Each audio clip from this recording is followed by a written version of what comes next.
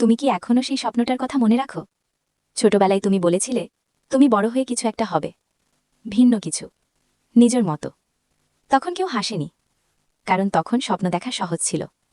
কিন্তু বড় হতে হতে তুমি হিসাব শিখলে, দায়িত্ব শিখলে, মানিয়ে নেওয়া শিখলে। আর একদিন চুপচাপ স্বপ্নটা ভাঁজ করে রেখে দিলে।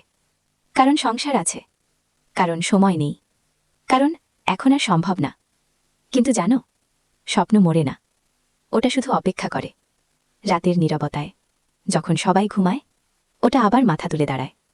তুমি ক্লান্ত বলে থেমে গেছ, কিন্তু তুমি অক্ষম নও। জীবন সবসময় নতুন শুরু চায় না, চায় শুধু একটা সাহসী সিদ্ধান্ত। আজ যদি কেউ তোমাকে জিজ্ঞেস করে তোমার নিজের জন্য কি আছে, তুমি কি উত্তর দেবে? সবাইয়ের জন্য বাঁচতে বাঁচতে নিজের জন্য বাঁচা ভুলে যেও না।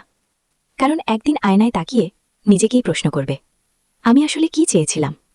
এখনও দেরি হয়নি।